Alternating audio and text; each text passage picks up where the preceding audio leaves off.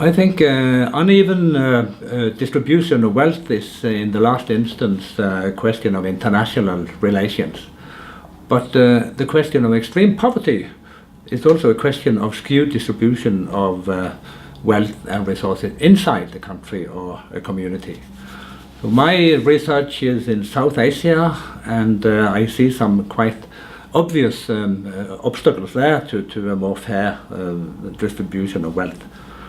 The first is caste. In a country where the state lacks social security network, the elementary group, the family, the caste, or the primary organization is the level of assistance, the proper level of assistance in case of illness or poverty or anything. But the whole group, the whole caste is poor, and then there's no option for help in case of misfortune in any way. Previously, the low castes, they were artisan castes, they were tailors, they were carpenters, they were blacksmiths.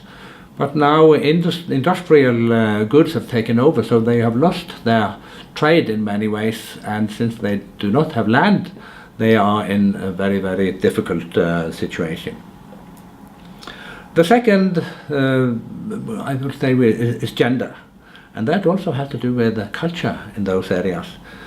Widows are very rarely remarried. They have to depend on a brother, a married brother or family, if they are lucky.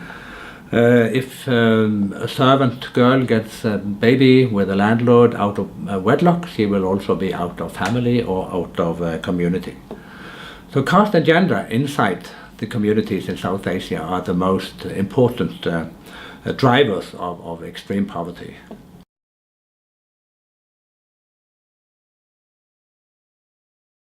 I think in the medium term or maybe long term, the most effective way to alleviate poverty in this area is a land reform, especially taking land from the big estates and giving land to the presently landless, and that's also the low castes. In addition to that, India, Pakistan, those countries, they do not practice land inheritance for girls or for women. And that might be a second step to avoid the extreme poverty and the difficult situation for gender. In the short term, centers for so-called destitute women with children left by the husbands or the family could be a good measure. There are some, but there could be more.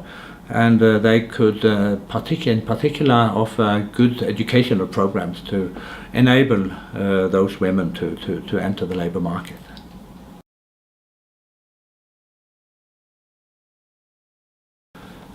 Globalization is mostly a competition over resources, but according to another theory, this competition has been modified by a competition over global mantras like equality, democracy and human rights. All countries, they want to be good in those respects. This Millennium Development Goal has introduced a new global mantra of poverty alleviation.